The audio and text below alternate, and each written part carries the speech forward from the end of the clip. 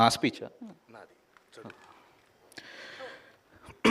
ఈ cinema heroine Miss Universe India Riya Singh సత్యతో combination అన్న వెంటనే ఈ మూవీని సైన్ చేసింది.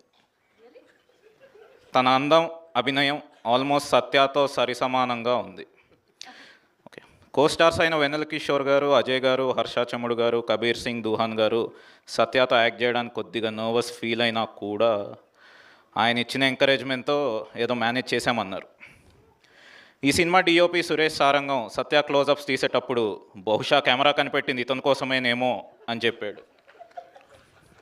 ఎడిటర్ కార్తిక శ్రీనివాస్ సత్య కాకుండా వేరే వాళ్ళ షార్ట్స్ ఎలా ఇంక్లూడ్ చేయొచ్చని అక్కడ ఎడిట్ రూమ్లో స్ట్రగుల్ అవుతున్నారు.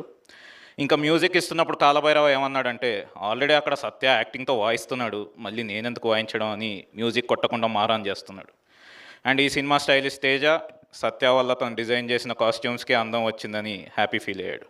And fight master wing chun Anji Satya దగ్గర చాలా ఫైటింగ్ టెక్నిక్స్ నేర్చుకున్నాను అని అన్నారు. ప్రొడక్షన్ డిజైనర్ నాని శ్రీనివాస్ మేము ఎన్ని సెట్స్ వేసినా ఈ సినిమాకి అతిపెద్ద అసెట్ సత్య గారే అని అన్నారు.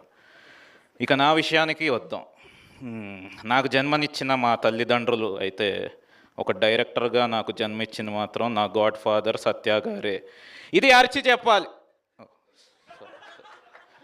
నా గాడ్ ఫాదర్ సత్య గారే.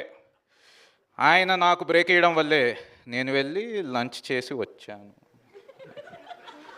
ఎంత ఎత్తుకు ఎదిగి ఉందామని ఆయన క్యారెక్టర్కి హ్యాట్స్ ఆఫ్. బ్రాకెట్లో ఈ పాయింట్లో సత్య గారి కాళ్ళ మీద పడ్డానికి ఒక ఫ్యాన్ స్టేజ్ ఎక్కి వస్తాడు. సత్య గారు ఇక్కడ ఉన్నారు కాళ్ళ మీద. చెప్పింది చేయాలి కదా.